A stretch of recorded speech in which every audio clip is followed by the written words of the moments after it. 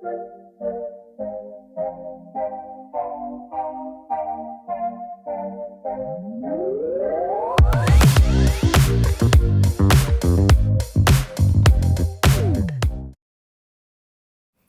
guys, welcome back to my YouTube channel. If this is your first time, my name is Adedoyinaajibade, and if it's not your first time, you're so welcome. In my last video, I mentioned that I'll be doing a full unboxing and review of the Kenwood processor I got. So yeah, this is it. So I'll be trying out the different functions of this Kenwood Multipro food processor. I'll be doing like a full review. So if this is something you want to see, make sure you keep watching. So as you can see, I bought it like brand new, fresh out of the box. So this is me just taking out the bag, plastic bag, and opening it up.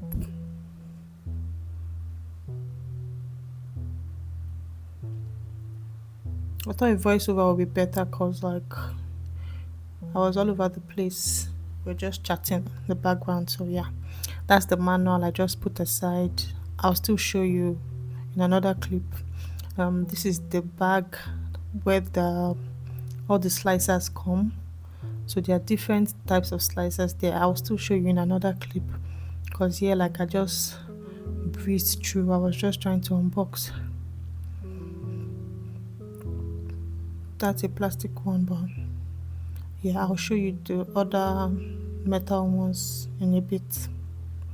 So I'm just putting that aside. They came in that bag, which I think is cool because it helps keep everything together and safe, especially because of the sharp ones as well.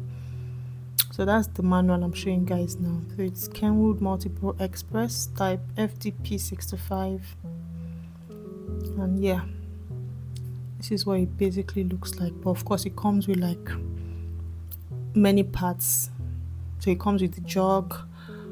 That's like the jug thing for blending. It comes with the mill, which I think they also said is for pureeing. So yeah, so it comes in two layers, like there's one upper crate and one bottom crate. So I'm just taking off the upper crate now, and I'll show you the rest of the items in the box. So this is the jug.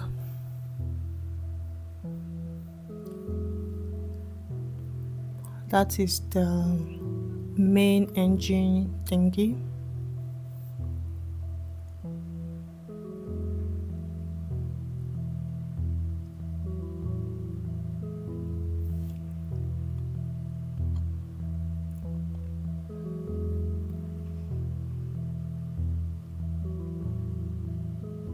So I was just reading the box here because I was confused. I thought it came with a smoothie blender, like those more cylindrical, like long ones, but I couldn't find it. But then I realized that it came with this mill instead, which was inside the blender, which was what I was looking for.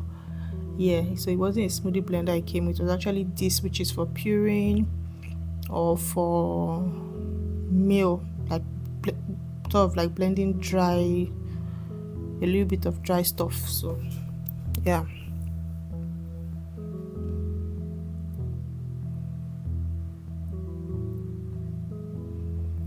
so yeah, I'm just putting it aside one after the other so I can show you guys everything.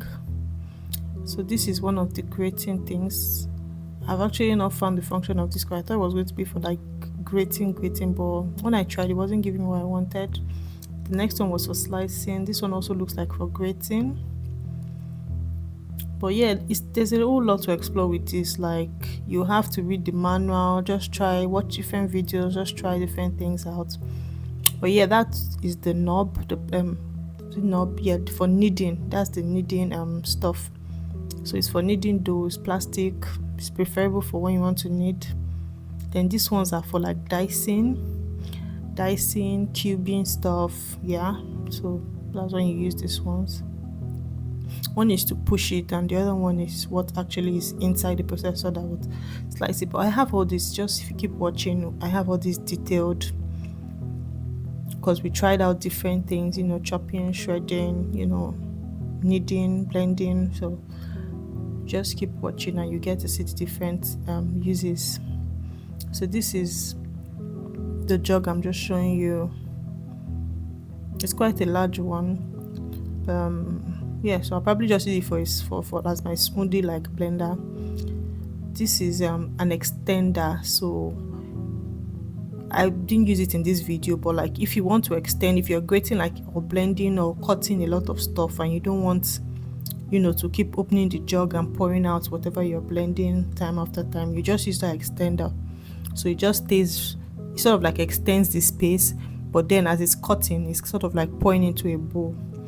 I don't have it in this video, but if you guys read the manual, you will actually see that it's easy to actually get. If you read the manual, it's actually pretty easy to set up. So it just comes with like a pulse. This is the engine, comes with like a pulse function. Then there's a 0, there's 1, and there's 2. So it doesn't have like the knead, blend, puree, shred like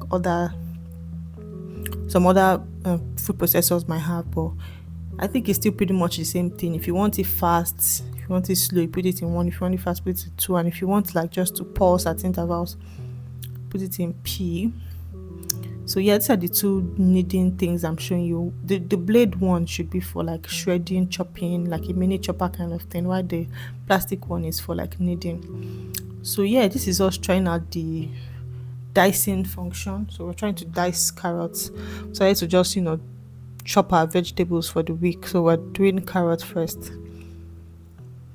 But it was at this point I knew how little strength I had because my husband had to come bail me out because it was like really difficult for me to push. Like I felt like okay, my strength wasn't going to take this. Yeah. Also, I would advise you put it in like number 1, depending on the strength. Really, for someone like me who didn't have so much strength, putting the engine number in number 1 would have been better because that way the blade is not rolling too fast and that way the veggies are not coming out too tiny. But if you want it tiny, I mean that's fine as well, you can put it in number 2.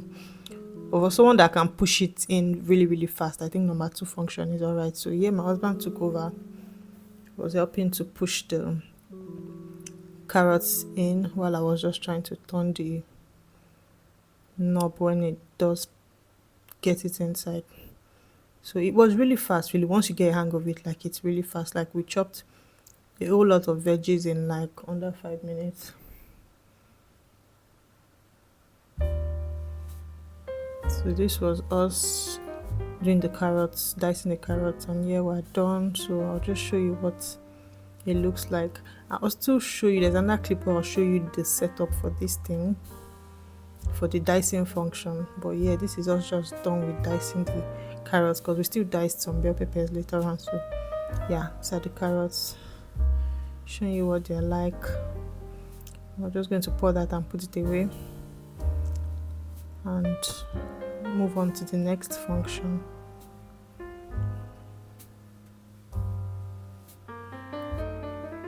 So yeah, we are slicing. Yes, we're like sort of like slicing. I don't know if that's what it's called, but get this shape now, this shape that you can use for like stir fries and stuff. Yeah, so that's what we're doing in this place. So we did that for the carrots as well. So the only difference between this and the dicing is that there's that blade that is in the machine. You don't put that with this function. So if you want to get this shape, you just put, you're not even using the engine. It's basically your strength that is pushing these ones in. But if you want it to be diced, you put the blade in and then you need to turn on the engine as well, because as you're pushing it in, the engine is then slicing it. So it's giving you're pushing a vertical shape in. Is it vertical? You're pushing in a straight shape, then the engine is slicing it to now give you that cubes that you want. So yeah, it's the same thing for the bell peppers we're doing now. We're doing like just that straight shape for like stir fry and all that. And all this was pretty fast. We probably chopped so much veggies, like maybe under 30 minutes, really. Something that would probably 20 minutes, something that would ordinarily take like much longer.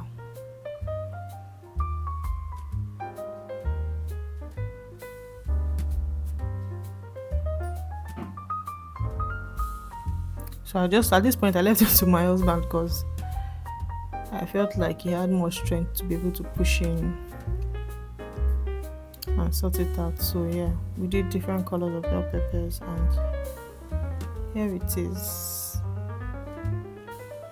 So now, yeah, this is the setting up for the dicing. So as you can see, you put the main body, that plastic one goes in first, and then your bowl goes in next, and then you put the long thing. You also see, I think there's another video where I actually show how I put it in one after the other, but the only difference is you then put that blade as the last thing on top of it. So yeah, this is just dicing bell peppers, dicing some bell peppers, maybe to make some fried rice or some sauce, tomato sauce or something, just for extra veggies. Yeah, so I sped it up because just wanted you to mostly see how it works and like the results, like what the shapes look like after. So which is why I'm doing this review. So yeah, you see this one now. So this is just the diced bell peppers. So you can see the blade that goes last. Yeah, so that's it. So yeah, this is me now trying to make pounded yam ball. That goes in first. With everything you are doing, that thing I put on the engine always goes in first before your bowl. Yeah, that's what I was explaining to you. So if you're going to dice or anything, you don't need to put the next thing I'm going to put, which is the kneading stuff. If you're going to dice or shred and all, you don't need that. But for this, I wanted to knead, sort of like I wanted to pound really.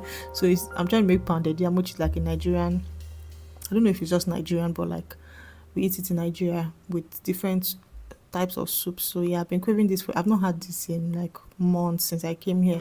Even usually in Nigeria, I don't have this frequently, except I buy, because like I didn't have a food processor then, and I could not be pounding with my hands. So it was only when like I go visit people who have food processors, or I buy the food like from a restaurant myself. So yeah, so basically you can see the setup. I hope my talk wasn't confusing you.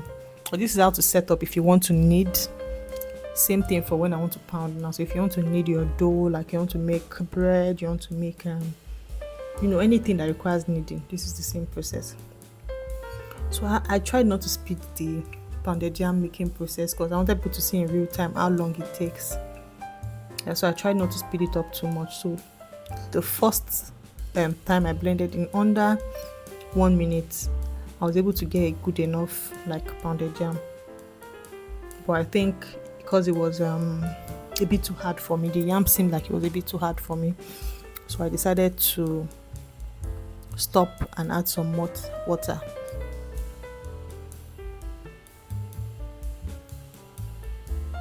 But you guys will see the results in a bit. This is the first attempt. I think if I was using much like softer yam, very good yam, but I don't need to add so much water really. But this yam was actually quite hard, so it turned out a bit tough. It wasn't too bad really. I think some people will eat it that way, but for me and my husband, we felt it was too tough, so we wanted to just add a bit of water. But at this point, there were just very little lumps in it, very little lumps. So we put it back in, and then we added a little bit of water. In total, I think I added just about a cup of water, but I added it in 2 batches, so I didn't add it at once. It's safer so you don't add too much water. And the water I'm talking about is the water that comes with the yam, like the water you get from boiling the yam, like the water you boil the yam with. The water you boil the yam with is what I used. So yeah, I just put like about a 1/3 cup or something like that. So yeah, that's the water you use, because number one, it's hot. I don't know if there's any other reason people use it, but I guess it's because it's already hot and it already has like a yam flavor. So I used a little of that. It wasn't even up to a 1/3 of a cup I put here, but yeah, I put a bit here. Let it blend a bit more, let it knead a bit more.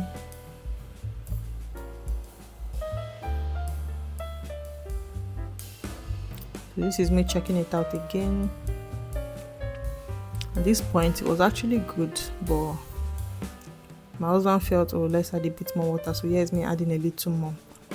So that was what totaled the water to about a cup. So depending on kind of yam you use, you might not need to add that much water. I don't know if water is always added when pounding with food processor. So yeah, but this is just our own situation I'm talking about. That's me picking up some yam to eat. So yeah, this is it. This was the texture that we're both comfortable with. Soft, because we knew that, when breeze like gets on it, it gets softer, it gets harder. So this is me. I also did some okra. I just grated it in the food processor as well. I couldn't film that, but that's that, guys.